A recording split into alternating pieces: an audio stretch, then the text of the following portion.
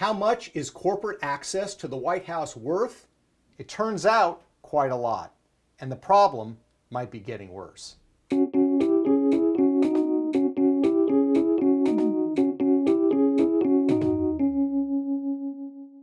Hi, I'm Peter Schweizer, and this is The Drill Down, where we drill down on cronyism and corruption in the federal government. It's no secret that large corporations have major influence on American politics across the spectrum. This influence comes largely through the access that wealthy corporations can buy. And while we have always suspected that the relationship between public officials and private companies have benefited those companies, a new study attempts to quantify just how much of a difference it can make. Two professors with the University of Illinois analyzed White House visitor logs for 7 years of the Obama administration. They searched for top corporate executives of Standard & Poor's firms that were scheduled to have face-to-face meetings with high-ranking federal officials. From the start of 2009 to December of 2015, these researchers tracked 2,286 meetings between corporate representatives and federal officials, and then measured the performance of those businesses compared to equivalent companies. It turns out visiting the White House pays off with more than just a photo op. According to the study, companies that visited the White House more often were statistically shown to secure more government contracts, receive more substantial financial relief, and absorb more information advantages regarding upcoming or current legislation. And maybe this makes sense, since corporations that contributed more to Obama's presidential campaigns were shown to make more visits to the White House during his presidency. But the benefits came in more substantial ways as well.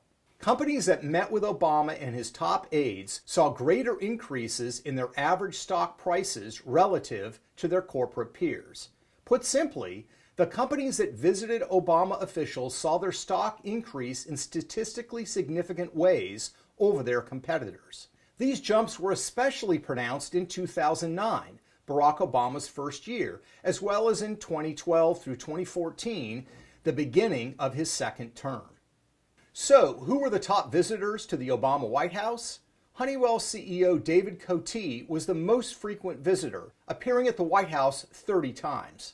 Jeffrey Immelt from General Electric comes in second with 22, and Roger Altman of Evercore Partners was third with 21 meetings.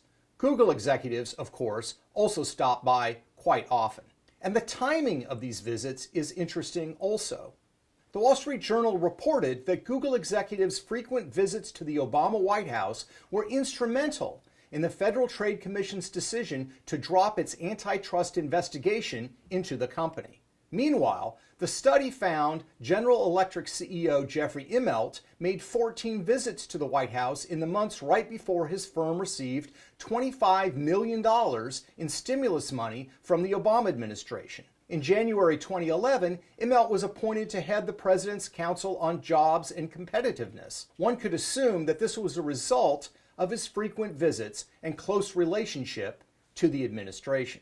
And in a 2012 confidential presentation that was obtained by a reporter, Honeywell executives touted their close relationship with President Obama and Vice President Biden as leverage in their standoff with union employees. The study also found that firms that met with White House officials saw an uptick in positive news coverage during the 12 months following their visits. The researchers concluded that the increase in positive coverage paired with negotiations that would occur with government officials resulted in more profitability for these firms. What other evidence does this study provide to quantify the benefits these companies enjoyed during the Obama administration? 3 days after Donald Trump's victory in the 2016 presidential election, the stock returns of firms with access to the Obama administration were already shown to be underperforming compared to their competitors. If corporate visits to Obama really meant nothing and the abnormal stock returns were a coincidence, the change in administration shouldn't affect them any more than any other company. We do not know if certain businesses today are benefiting in the same way because the Trump administration does not disclose its White House visitor logs. And that's too bad, Because what this study makes clear is that visiting the White House is good for business. What's less clear is whether it's good for America. I'm Peter Schweizer, and this is The Drill Down. For more videos, check out our social media and subscribe to our YouTube channel.